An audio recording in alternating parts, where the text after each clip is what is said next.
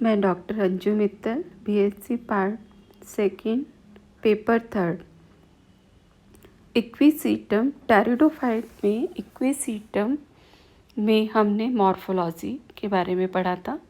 हम उसके एनाटमी आंतरिक संरचना के बारे में पढ़ेंगे और इसके जो स्ट्रक्चर में एरियल स्टेम और एक अंडरग्राउंड स्टेम या राइजोम प्रकंद और उससे नोड से निकली हुई रूट, इनकी आंतरिक संरचना पढ़ेंगे।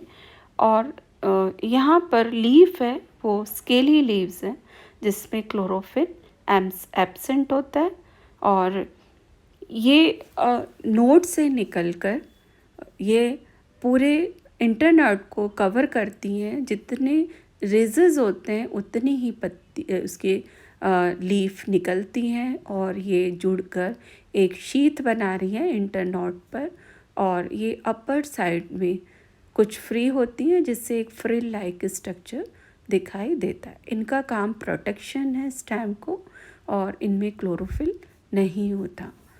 तो हम इस एनाटमी में हम नोड और इंटरनोड, जो स्टेम है जहाँ पे पर्व बहुत ही छोटे स्मॉल होते हैं, और इंटरनोड जिसमें एक लंबा एरिया, और इनमें कुछ आंतरिक संरचना में भी इसमें चेंजेस दिखाई देते हैं। पर्व या नोड, पर्व, इंटरनोड और इस पर ridges and Grove, ridges and Grove से स्टेम बना है जहाँ पे खांच और उभार दिखाई देते हैं। और इसी तरह से नोड और इंटरनोड में भी इस तरह दोनों में खांच और उभार संरचनाएं होती हैं। तो राउंड नहीं होके खांच उभार इसमें दिखाई देते हैं। और इनकी आंतरिक संरचना में हम सबसे पहले इंटरनोड या इसके इनमें जहाँ पर लंबा पार्ट है, बड़ा पार्ट और इंटरनोड पार्ट है, उसके बारे में हम बात करेंगे, पर्व के बारे में। और ये इसकी जो बाह्य त्वचा है एपिडर्मिस, जिसे हम एपिडर्मिस कहते हैं, और ये एक कोशिकीय संरचना है जिसके एक कोशिकीय संरचना जिस पर सिलिका का डिपोजिशन मिलता है और इससे इनकी जो सरफेस है वो थोड़ी खुरदरी होती है। स्टेम के टीएस में भी खांच और ग्रूव्स दिखाई देते हैं और जो स्टोमेटा है वो खांच पर ही उपस्थित होते हैं। और ये इनके स्ट्रक्चर में ये घसे हुए अंदर की ओर होते हैं और ये 4 सेल इसमें हैं जिसमें 2 अपर जो सेल है वो सब्सिडरी सेल और नीचे की जो सेल है वो गार्ड सेल होती है। और जिससे इनके अंदर एपिडर्मिस के अंदर ये हमेशा खांच के अंदर ही प्रेजेंट होती है। एंड कॉर्टेक्स को 2 पार्ट्स में डिवाइड किया जा सकता है, इनर और आउटर कॉर्टेक्स, जिसमें आउटर जो कॉर्टेक्स है वो स्कैलन काइमेटस टिश्यू की बनी हुई है। स्कैलन काइमेटस या इसको दृढ़ उत्तक कहते हैं। दृढ़ उत्तक जनरली इनका जो ज़्यादा दृढ़ उत्तक कि जहाँ पे रिजेस हैं उनके नीचे ये थोड़ा सा मात्रा में ज़्यादा पाई जाती हैं। और इनके नीचे जो बाह्य वल्कुट या आउटर कॉर्टेक्स के अंदर नीचे की जो लेयर है जिसमें 2 से 3 लेयर क्लोरन काइमेटस, जिसमें क्लोरोफिल प्रेजेंट है, सेल्स पाई जाती हैं। तो आउटर कॉर्टेक्स बाह्य जिसमें स्कैलन काइमेटस कोशिकाएं हैं और दूसरी जिसमें क्लोरोफिल है, क्लोरन काइमा टिश्यू है। और इनर जो है जिसमें राउंडेड मृदुत्तकीय सेल यहाँ पे प्रेजेंट है और यहाँ पर खांच के नीचे कुछ एयर स्पेस पाए जाते हैं जो सिंगल एक छोटी सेल से ये इनमें चारों तरफ भित्ति पर ये इनमें लाइनिंग इसकी बनी हुई होती है और बीच में स्पेस बना होता है, और ये हमेशा ग्रोव्स के नीचे ही ये मिलते हैं। और अब है कि इनर जो पार्ट, सबसे इनर मोस्ट लेयर है जिसको हम एंडोडर्मिस कहते हैं। तो एंडोडर्मिस पर कैस्पीरियन स्ट्रिप, जिस पर डिपोजिशन मिलता है सोबेरेन का, और ये एक तरह से एक पैसेज जहाँ पर जाइलम होता है वहाँ पर ये इनका जो निक्षेपण है वो कम होता है, तो वहाँ से वाटर का एक पैसेज बनेगा, और ये पैसेज जाइलम में वाटर को संवहन करने के काम में आता है। जाइलम जिसमें फ्लोएम एंड जाइलम दोनों एक साथ हैं, जुड़े हुए हैं, तो कहेंगे संयुक्त, और एक दूसरे के पार्श्व में है, पार्श्विक, तो कॉन्जाइन एंड कोलेट्रल हैं। और जाइलम में प्रोटोजाइलम की पोजीशन हमेशा सेंटर की ओर होती है, उसे हम कहेंगे एंडार्च।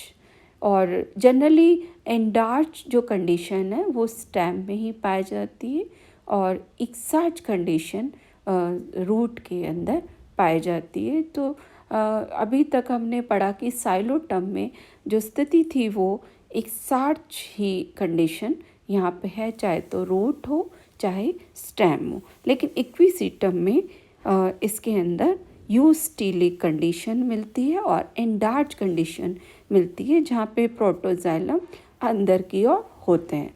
तो कंबाइंड स्टील एक दूसरे से जुड़े हुए, और ये बहुत सारे वैस्कुलर बंडल एक रिंग बना रहे हैं, यानी कि यूस्टीली कंडीशन, बहुत सारे वैस्कुलर बंडल इंडिपेंडेंट है, उससे हम कहेंगे यूस्टीली कंडीशन।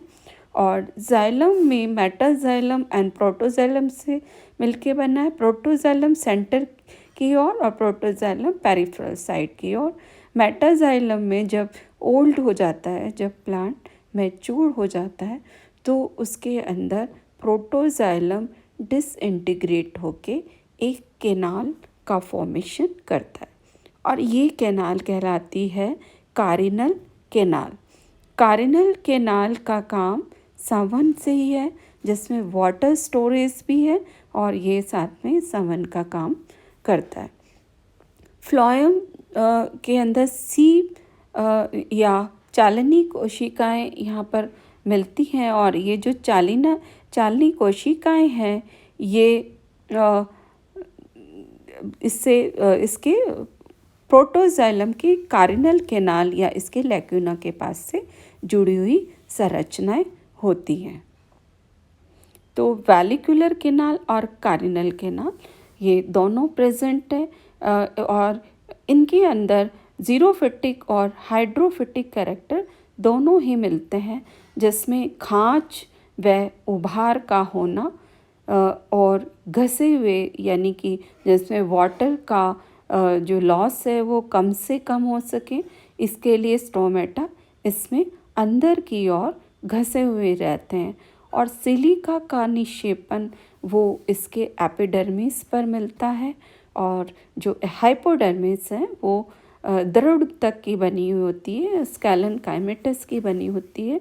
और इनके क्योंकि यहाँ पे जो स्टेम है वो फोटोसिंथेसिस का काम जैसे जीरोफिटिक प्लांट्स में होता है, तो क्लोरन काइमेन के स्टेम के अंदर प्रेजेंट है, और उनका जो कार्य है वो उन्हीं के थ्रू होता है। तो जीरोफिटिक कैरेक्टर भी है इसमें, और जलोद्भिद हाइड्रोफिटिक कैरेक्टर भी इसके अंदर देखने को मिलते हैं।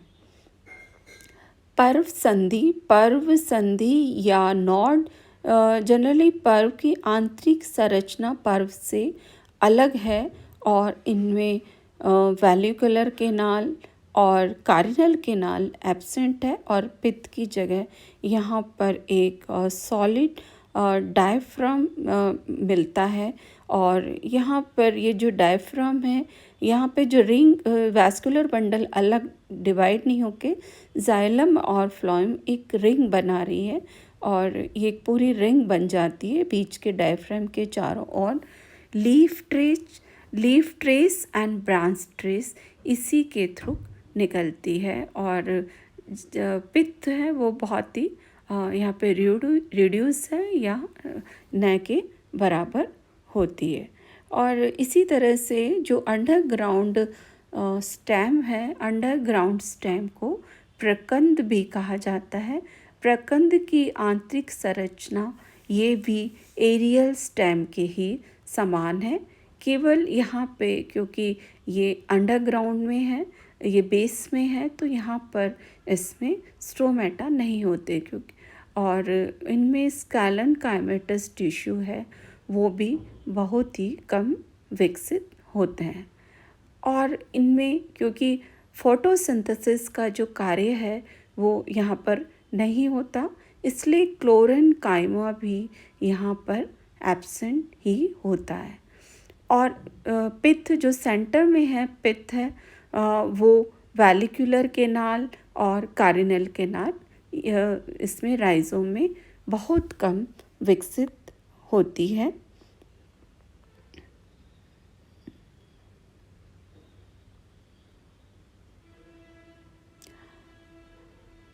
और रूट में ये इनको भी इनकी संरचना को समझने के लिए इसे 3 पार्ट्स में डिवाइड किया है। आउटर जो लेयर है जो कि एक सिंगल लेयर से बनी हुई है और एक क्यूटिकल से ये कवर किए हुए, और जिस पर हेयर्स लगे होते हैं, यूनिसेलुलर मूल रोम जिनको हम लोग कहते हैं, मूल रोम कहा जाता है, एक कोशिकीय। और जो कॉर्टिकल सेल्स हैं, कॉर्टेक्स या हम इसे वल्कुट है ना, वल्कुट के अंदर जस्ट एपिडर्मिस के जो नीचे वाली कोशिकाएं हैं जिससे हम स्कैलन काइमेटस की बनी होती है, और इन पर लिग्निन का निक्षेपण मिलता है, लिग्निन युक्त होती हैं और दृढ़ उत्तक या स्कैलन काइमेटस की ये बनी होती हैं। इनको एक्सोडर्मिस भी कहा जाता है। तो 2 से 3 लेयर जिसे एक्सोडर्मिस करते हैं, ये एपिडर्मिस या बाह्य त्वचा के नीचे वाली कोशिकाएं हैं, और ये प्लांट को स्ट्रेंथ या रूट को जो स्ट्रेंथ देने के लिए होती हैं। और इनर कॉर्टिकल सेल्स ये मृदुत्वकीय होती हैं और इनके अंदर भी एयर स्पेस पाए जाते हैं, और इन सेल्स हैं वो बहुत ही लूज होती है, लूज अरेंज्ड है। और जड़ में जनरली एंडोडर्मिस की 2 परत की बनी होती है, और यहाँ पे पेरिसाइकल एब्सेंट है, परिरम एब्सेंट होता है। पेरिरम का कार्य होता है पार्श्व जो शाखाएं हैं उनका निर्माण करने का है। तो यहाँ पर जो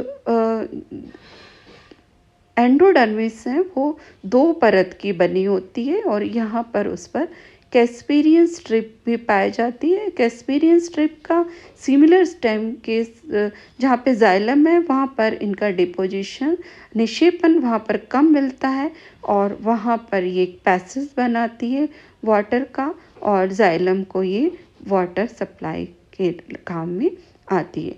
इनर कॉर्टिकल एंडोडर्मिस है वो एज ए पैरासाइकिल की लाइक तरह काम करती है, वहाँ पर कैस्पेरियन नहीं मिलती, और ये पार्श्वीय शाखाओं की उत्पत्ति के लिए भी ये जिम्मेदार रहती है या उनकी उत्पत्ति करती है। तो 2 परत की एंडोडर्मिस वल्कुट की जो सबसे अंदर वाली लेयर होती हैं, और प्रोटोस्टीलिक है इनका जो स्टील, यानी कि जिसमें पित्त एब्सेंट होती है वो कहलाती है प्रोटोस्टील, और जिसमें पित्त प्रेजेंट होती है उनको साइफोनोस्टील कहते हैं। तो स्टेम साइफोनोस्टीलिक है यानी क्योंकि उसमें पित्त प्रेजेंट है, और ये पित्त एब्सेंट है, इसे हम कहेंगे प्रोटोस्टीलिक।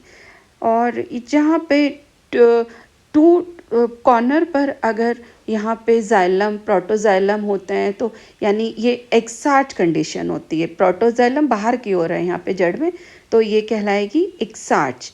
और दो तरफ प्रोटोजाइलम है तो डाई और ये 4 कॉर्नर पर यहाँ पे प्रोटोजाइलम है, उसे हम कहेंगे ट्रेटा आर्च।